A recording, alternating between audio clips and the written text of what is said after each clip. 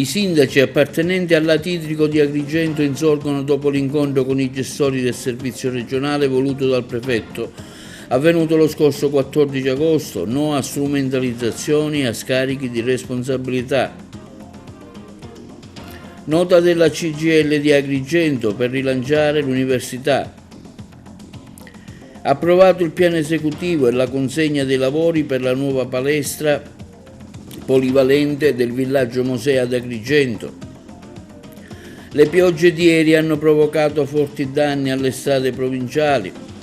All'opera i vertici del Libero Consorzio per ripristinare la normale viabilità. Ricordato oggi a Palermo l'imprenditore Libero Grassi, ucciso 33 anni fa dalla mafia per non avere pagato il pizzo. Domani al Teatro dell'Efebo del Libero Consorzio andrà in scena lo spettacolo San Calò in mano a Carusi con la presenza straordinaria di Gianfranco Iannuzzo, Francesco Buzzurro, nostra intervista a Caterina Montalbano. Sarà presentata oggi pomeriggio ufficialmente la nuova squadra dell'Acragas Calcio in piazza Ravanusella alle ore 19:30.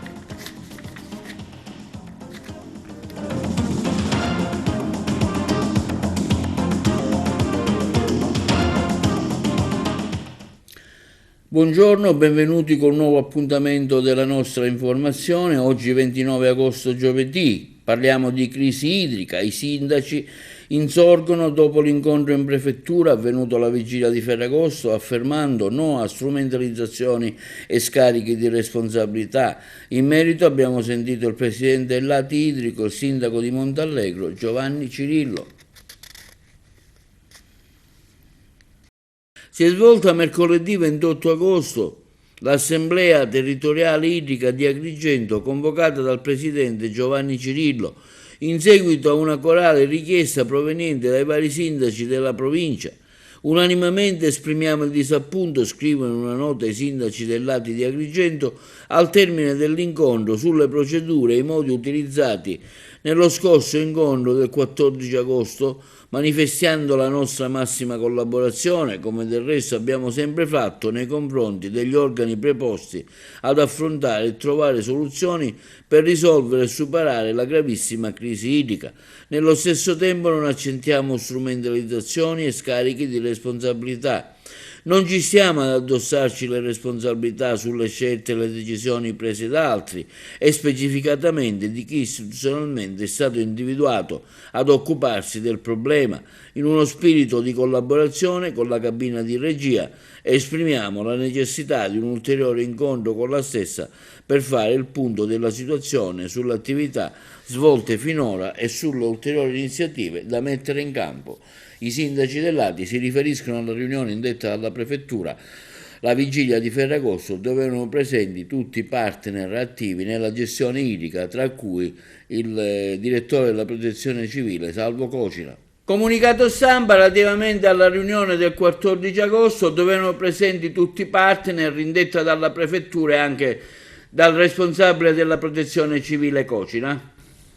Sì, non è stato l'unico argomento, uno degli argomenti principali è stato questo, quello di dire di nuovo una nuova convocazione con tutti i vertici riguardanti la crisi idrica, anche se si è fatto il punto della situazione sulla ricerca dei pozzi e su quanto sta facendo la cabina di energia insieme ai conati. Ieri ho comunicato all'Assemblea che sono stati finanziati, decretati due lavori importantissimi, uno a Palma del Monte Chiaro per un importo di 427.000 euro e uno a Racalmuto per un importo di 120.000 euro. È nato l'obiettivo unanime dei sindaci di lavorare insieme a favore dei nostri concittadini per uscire da questa crisi idrica. Ecco, nella vostra nota si evince una presa di posizione forte contro anche l'atteggiamento di Cocina che è stato un po' inaspettato, no? Sì, l'atteggiamento è stato inaspettato anche perché, come ribadivo ieri, noi siamo l'ultima postazione dello Stato vicino ai cittadini e noi siamo a disposizione dei cittadini, a disposizione degli enti territoriali e delle istituzioni per risolvere il problema. Tant'è vero che da subito i colleghi hanno già individuato i pozzi, si sta lavorando in sinergia, quindi non bisogna scaricare tutto su noi sindaci, ognuno deve avere la propria responsabilità e la presa posizione che si è avuta in quella riunione non è andata bene a nessuno dei colleghi. Ecco, su Agrigento ci puoi anticipare qualcosa? È una città, diciamo, ormai nell'occhio del ciclone, tra l'altro anche le presenze turistiche sono state in netto diminuzione proprio perché i tour operator dicevano non andate ad Agrigento perché manca l'acqua. No, Agrigento, il collega Miccichesi sta operando in maniera forte nel gestire i pozzi, ha già comunicato tantissimi pozzi, anche se ieri si lamentava il fatto che molti di questi pozzi sono censiti e quindi sono già sono riconosciuti da parte del Genio Civile. Però nonostante questo, ripeto, si sta cercando in tutti i modi di risolvere non solo la critica momentanea in questo periodo, ma di far sì che non si presenti più una situazione del genere. Senti, un dato che è emerso nell'ultima riunione è che questa difficoltà nell'accelerare, ci sono insomma troppi intoppi burocratici, ecco, su questo almeno qualche nodo si è sciolto o no? Sì, questo c'è stato anche un intervento in cabina regia dove si sta cercando in tutti i modi di accelerare l'iter, anche con la collaborazione del Genio Civile che in pochissimi giorni dà le autorizzazioni, all'ASP che per quanto riguarda l'analisi delle acque, AICA si sta mettendo in moto molto velocemente anche nel fare i sopralluoghi. Diciamo che la macchina è iniziato a muoversi abbastanza veloce e questa è stata una delle nostre richieste fondamentali proprio in virtù di questa critica. Tra l'altro anche le piogge di ieri miglioreranno notevolmente, almeno si spera, diciamo, la dotazione idrica, no? Può essere un fattore positivo questo. Sì, è sicuramente un fattore positivo, anche se io penso sinceramente che viste le condizioni climatiche che ormai vanno cambiando, bisogna cercare risorse idriche nel sottosuolo e eventualmente poi rimettere in modo i dissalatori, perché non possiamo attendere o tenerci considerare soltanto quella che è la situazione climatica, bisogna cercare risorse idriche proprio per togliere di mezzo, come si suol dire, anche in futuro quello che sia questa crisi idrica importante. Forte presa di posizione nella nota stampa della CGIL di Agrigento, salvare e rilanciare l'università. Nota stampa della CGIL di Agrigento per salvare e rilanciare l'università.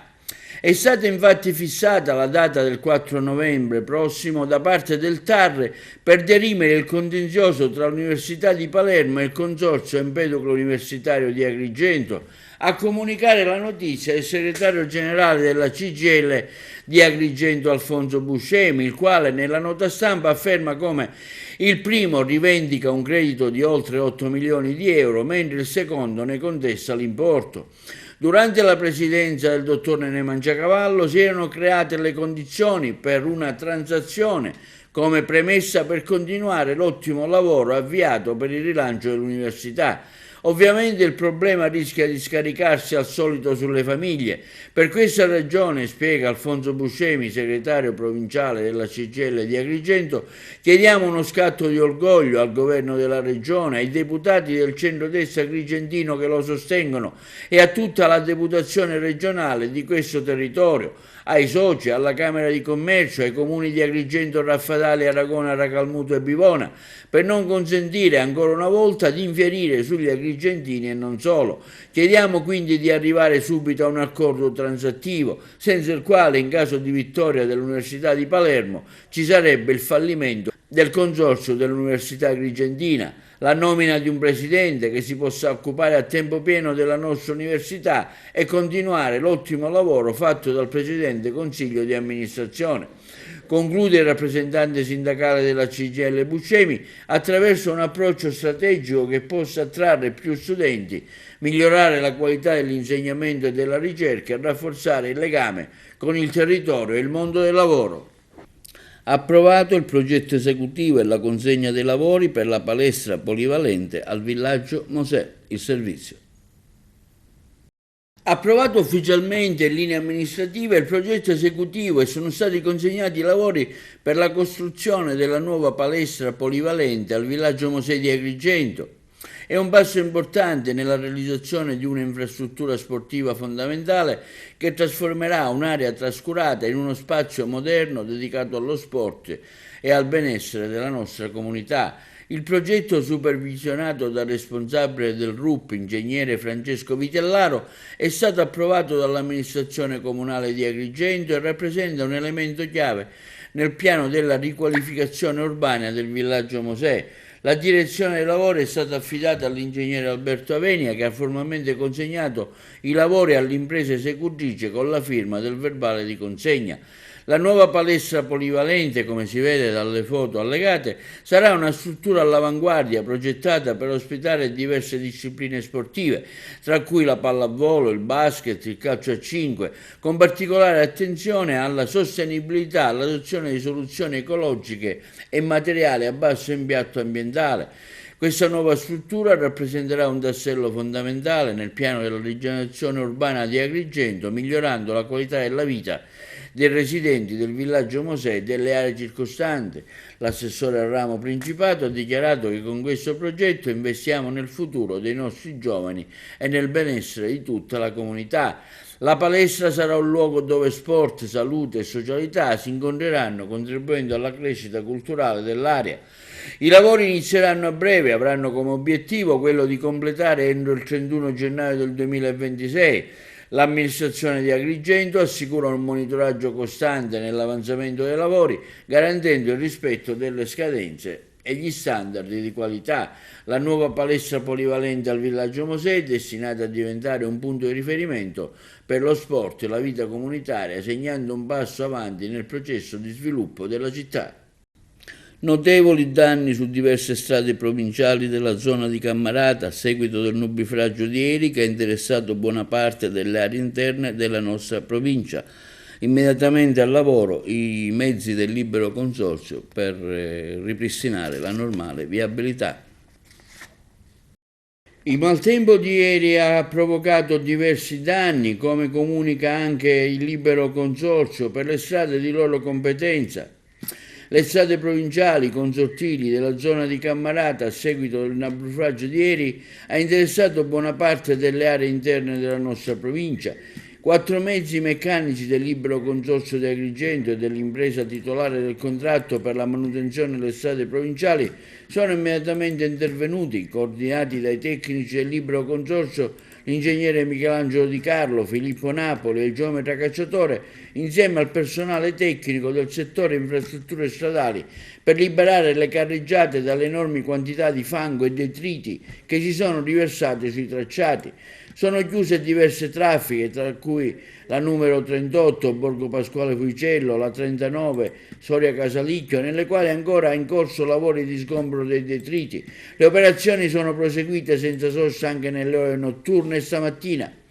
Nelle strade provinciali 24 Cammarata Santo Stefano Quisquina, la 25 Mussomeri Tumarrano, la 26 Cammarata Confine Provincia di Palermo, la 52 Ponte Platani Ficuzza Perciata, la 53 Bivio Sparacia Montoni Nuovo, Ponte Platani Ficuzza Perciata, Cammarata verso Casteltermini e la strada provinciale 14 Racalmuto Montedoro. Si prevedono, scrive il libero consorzio nella loro nota stampa, tempi lunghi per lo sgombero, la valutazione dei danni, compreso alcune frane e cedimenti, da mettere in sicurezza e il ripristino del normale transito di queste strade, sulle quali gli automobilisti sono invitati a prestare la massima attenzione rispettando la segnaletica di pericolo collocata dal personale del libero consorzio di Agrigento.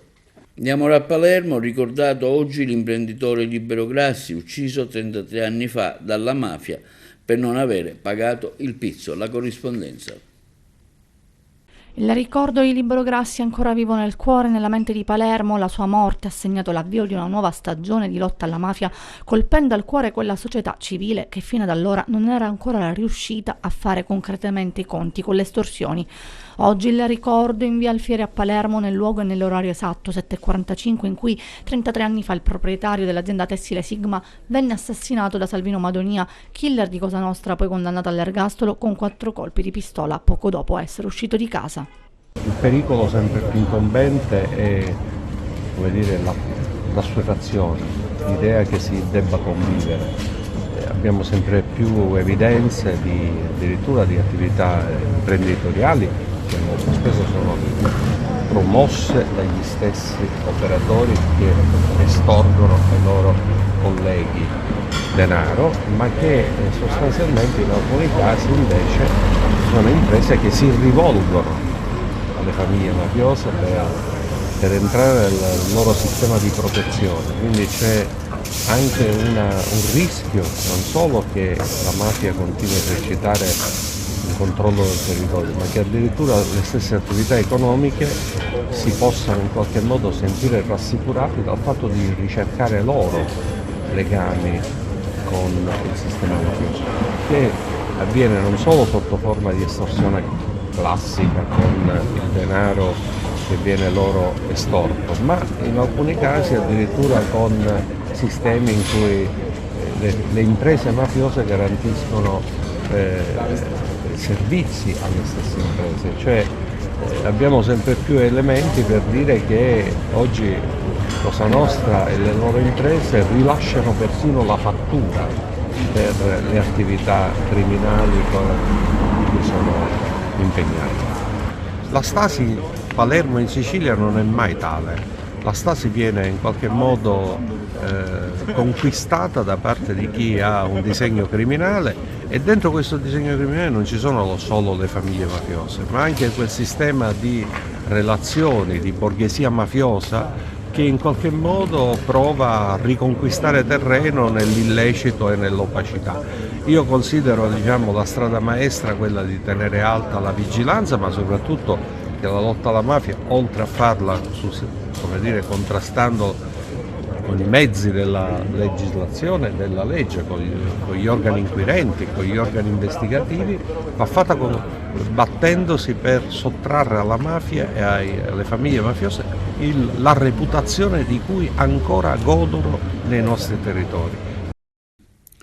I militari del Comando Provinciale della Guardia di Finanza di Catania, nell'ambito dell'operazione finalizzata al contrasto degli illeciti in maniera di contraffazione e sicurezza, hanno sequestrato 77 promumi contraffatti venduti come tester.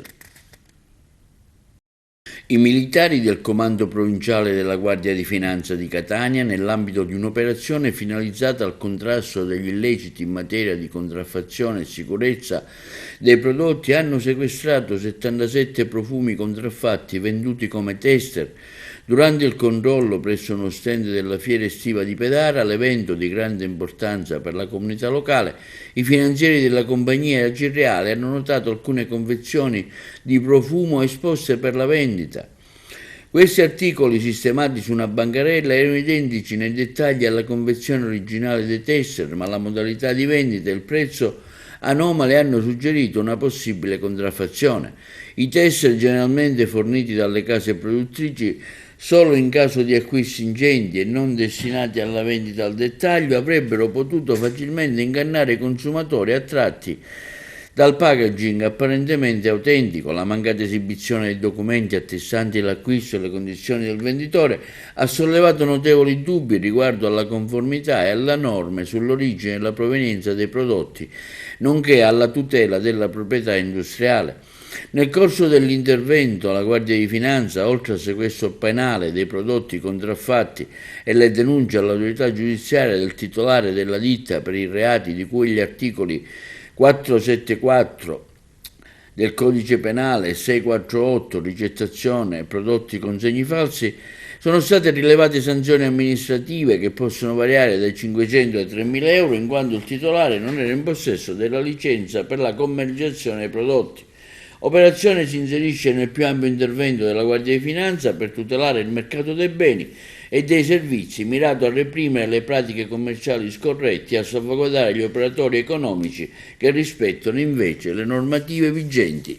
Ignoti ladri hanno approfittato della chiusura per le ferie estive per mettere a segno un furto in un'azienda di Aragona. Sono stati portati via 1.300 metri di cavi solari composti da rame da un impianto fotovoltaico in fase di allestimento e non ancora funzionante. A entrare in azione, verosimilmente durante le ore notturne, sarebbe stata una banda ben organizzata. I malviventi, nel periodo di chiusura dell'azienda tra il 9 e il 26 agosto, sono penetrati nella struttura commerciale dopo aver danneggiato la rete metallica a protezione della stessa. Una volta dentro hanno rubato i cavi solari, il rame dell'impianto fotovoltaico. Poi si sono dileguati a fare l'amara scoperta, è stato il proprietario dell'azienda, un 58enne di Aragona.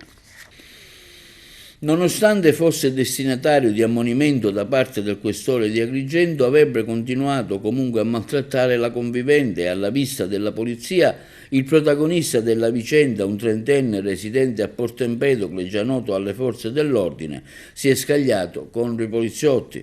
Solo dopo aver riportato la calma, gli agenti del commissariato Frontiera sono riusciti a ricostruire quanto accaduto prima del loro arrivo.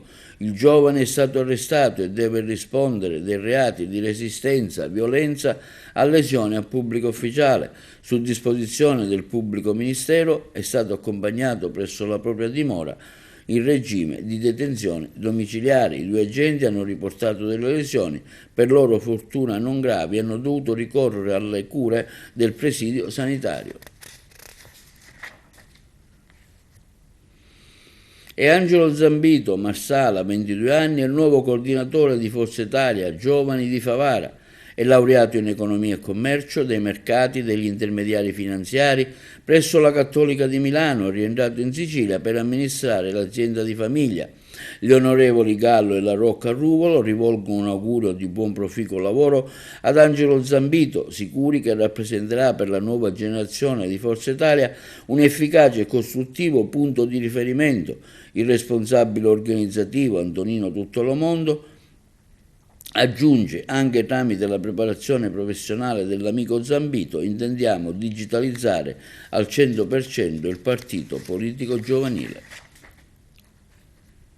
E domani sera, 30 agosto, alle ore 21, al Teatro dell'Efebo del Libero Consorzio, andrà in scena San Calò Mano ai Carusi dell'Associazione Culturale Il Libero Canto di Calliope, omaggio al Santo Nero, che vedrà all'opera oltre 20 artisti agrigentini, tra cui la partecipazione straordinaria di Gianfranco Iannuzzo e Francesco Buzzurro.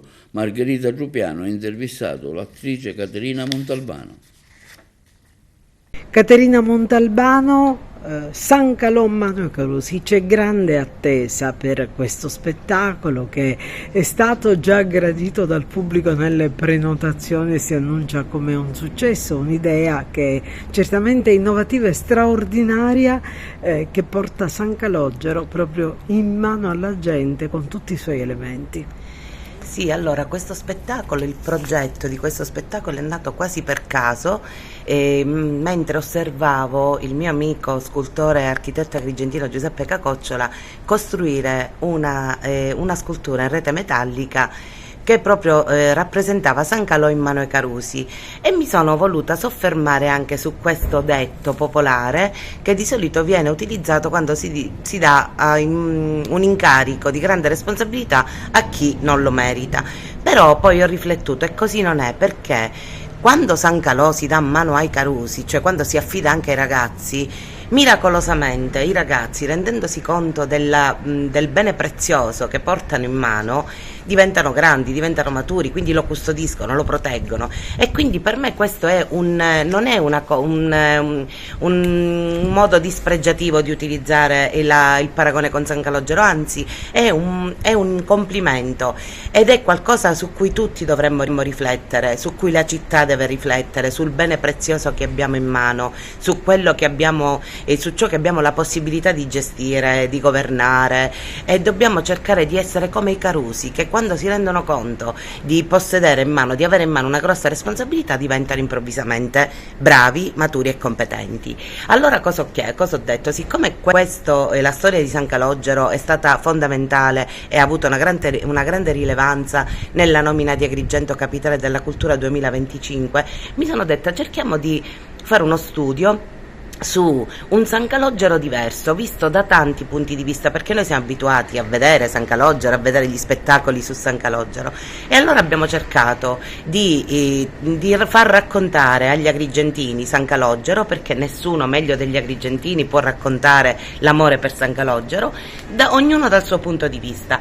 Avremo il folklore, avremo la musica, avremo la prosa, avremo Pirandello e Camilleri, a cui verrà data voce dagli attori del Piccolo Teatro, avremo due grandi ospiti ospiti straordinari che saranno Francesco Buzzuro e Gianfranco Iannuzzo, ci sarà un cast eccezionale, ci sarà il disegno, ci sarà Andrea Donzella con la sua voce possente che dedicherà a San Calogero una canzone, ci sarà Salvatore Nocera Bracco, ci saranno tantissimi artisti. Ora non voglio dimenticare nessuno, già ne ho dimenticati abbastanza, speriamo che nella splendida cornice del Teatro dell'Efebo di Agrigento si possa scrivere una pagina indimenticabile di cultura, e di questo devo ringraziare assolutamente il dottor Achille Contino, che tanto si è battuto per riaprire, per consegnare alla città questa location incantevole.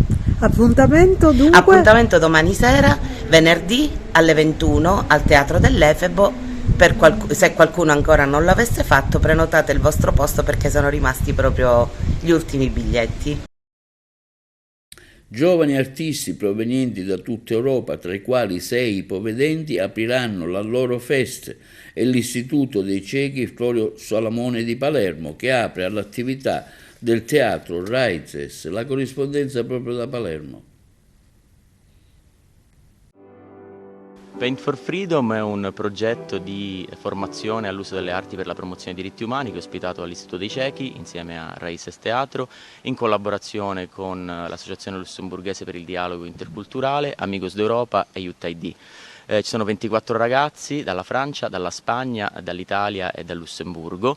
Nel corso del progetto i ragazzi hanno imparato a scrivere un programma vero e proprio di eventi artistici capaci di produrre un cambiamento per il miglioramento degli standard di diritto, e il 30 agosto alle ore 21 apriranno la loro festa presso il Giardino dei Giusti con una esibizione artistica. Ecco, a proposito di esibizione artistica, in cosa consisterà? I ragazzi hanno lavorato con un approccio multidisciplinare, per cui facendo ricorso alla fotografia, facendo ricorso alla pittura, alla musica, al canto e alla recitazione, anche alla scrittura drammaturgica. Siamo ancora in prova, per cui non abbiamo un contenuto ancora fissato, ed è questo anche il bello di questo genere di progetti, per cui sicuramente presenteranno un viaggio che è quello che loro hanno fatto attraverso la sensibilità artistica che è loro e che hanno sviluppato nel corso della settimana. Il progetto secondo me ha messo in evidenza come le arti, in questo caso la pittura, possono veramente abbattere le barriere sensoriali. Hanno partecipato al progetto sia ragazzi non vedenti che un ragazzo sordo, e supportati anche dai ragazzi del servizio civile dell'istituto, per cui sono veramente grata Alessandro Jensi e al suo gruppo per aver dato la possibilità ai nostri ragazzi non vedenti e non udenti di poter partecipare e comprendere come veramente anche l'inclusione passa attraverso veramente le arti e la pittura. Gli studenti stranieri hanno anche sperimentato cosa significa provare un'esperienza al buio. Li abbiamo fatti partecipare al bar al buio, dove hanno preso un caffè, un bicchiere d'acqua, bendati in un momento proprio di oscurità, per comprendere quali sono, proprio mettere a fuoco quelli che sono tutti gli altri sensi di una persona non vedente. Questa esperienza è molto interessante, mi sta piacendo molto. Comunque ho frequentato anche ragazzi appunto stranieri e che comunque hanno anche diverse alternative, e comunque è anche un'esperienza per crescere anche su tutti i punti di vista. È stata un'occasione di crescita, e poi anche in questo ambiente che diciamo l'Istituto dei Ciechi ha dato la possibilità di abbattere anche le barriere, ogni tipo di barriera culturale. Abbiamo creato un gruppo omogeneo e unito che ci ha dato la possibilità appunto di vivere un'esperienza di crescita. Linea alla regia per la pubblicità.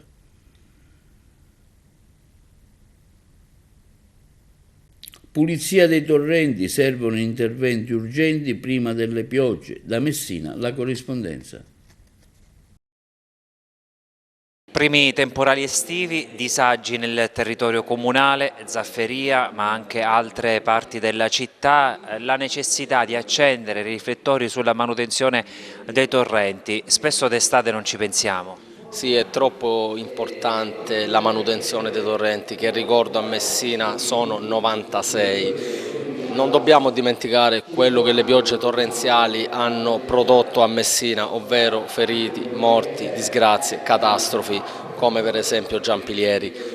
Siccome questa è un'amministrazione che ha dimostrato di vivere alla giornata, di non avere una vera e seria programmazione, Quello che chiedo io oggi è se c'è una programmazione, se hanno stilato degli interventi che verranno fatti prossimamente, perché già siamo fine agosto, le prime piogge sono già arrivate, io credo che siamo anche in ritardo per la pulizia di questi torrenti, da monte a valle, quindi diventano veramente pericolosi, o se attingeranno ancora una volta da fondi extrabilancio, da una programmazione regionale, perché no? Ci sono diverse questioni perché manutenzione straordinaria e poi c'è anche quella manutenzione ordinaria che probabilmente dovrebbe essere garantita periodicamente. Purtroppo è anche su questo che ho dei dubbi, sulla manutenzione ordinaria, perché mi giungono foto e anche video di alcuni torrenti in condizioni pessime, al di là dei rifiuti, anche erbacce, sterpaglie, che sono degli ostacoli per il normale deflusso del torrente e quindi ciò fa sì che gli argini cedano. Quanta preoccupazione c'è se si considera anche che il clima è cambiato e che purtroppo le piogge torrenziali possono essere sempre più frequenti?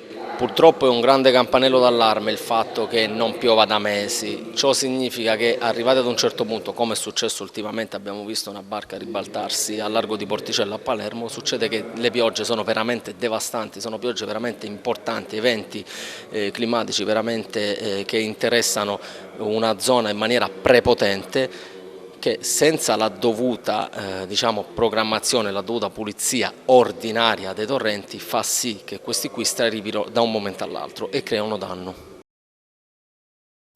L'acqua è un diritto irrinunciabile. I cittadini agrigentini stanno vivendo un disagio gravissimo, turni che saltano e una distribuzione molto discutibile. Italia Viva aderisce al sit-in di protesta organizzato dal Codacons di Agrigento giorno 3 settembre a partire dalle ore 8, questo quanto comunicato dal coordinatore cittadino Roberta Lala di Italia Viva. Torniamo a presentare i simpatici quattro zampe del canile municipale di Palermo in attesa di adozione per sempre. Oggi è il turno di Frank, un pitbull di 7 anni, amico di grandi e piccini, che Giorgia Matesi, responsabile LAV di Palermo, non esita a definire dolcissimo. La corrispondenza da Palermo. Lui è Frank, ha 7 anni, è un pitbull, è stato portato in canile qualche mese fa perché una signora lo lasciava ai bambini, lui è fantastico con i bambini, fantastico con le persone, ha qualche problema con i cani maschi. Per lui cerchiamo una famiglia anche con persone energiche, persone che vogliono fare tante esperienze e tante avventure insieme a lui. È un cane dolcissimo, ama essere manipolato, adora viaggiare in macchina, è bravissimo e quindi speriamo che trovi presto la famiglia giusta per lui. C'è la possibilità di essere adottato in un contesto dove ci sia un altro cane, una femmina, con i maschi invece ha delle difficoltà e quindi chiaramente va gestito, non consigliamo la presenza in famiglia di altri cani maschi. Perché adottare un cane dal canile municipale? Perché in canile c'è il tesoro, ci sono dei cani meravigliosi che qui non riuscite a vedere nel massimo delle loro potenzialità e quindi noi siamo qui come associazioni proprio per farveli conoscere, loro sono fantastici, sono dolcissimi, ci sono dei cani davvero che ci impressionano ogni giorno per la meraviglia per la dolcezza che tirano fuori. E a Raffadali, martedì prossimo 3 settembre, in via Porta Palermo 1, sarà inaugurata una sede del gruppo ERA nell'ambito di un piano di evoluzione e ammodernamento della presenza in Sicilia. Il gruppo ERA offre consulenze e soluzioni su misura per l'energia sostenibile delle famiglie. A margine del taglio del nastro si svolgerà una conferenza stampa a cui parteciperà anche il responsabile vendita Sud ERA, Alfonso De Pellegrino.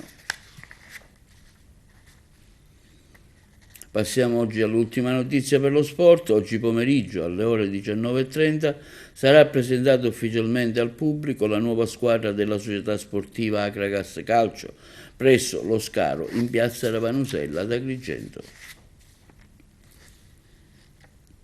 E questo è tutto per TVA Notizie di oggi. Vi ricordiamo che i programmi di TVA si possono vedere in tutta Italia sul canale 268 del digitale terrestre per chi ha le smart TV, in streaming sul sito www.televideoagrigento.tv e il telegiornale sul canale 93 di Video Sicilia alle ore 15 alle 20 con replica la mattina alle 9. Inoltre i nostri servizi e programmi vengono caricati giornalmente sul nostro sito YouTube Televideo Agrigento. Questo è tutto per oggi e vi auguriamo una buona serata.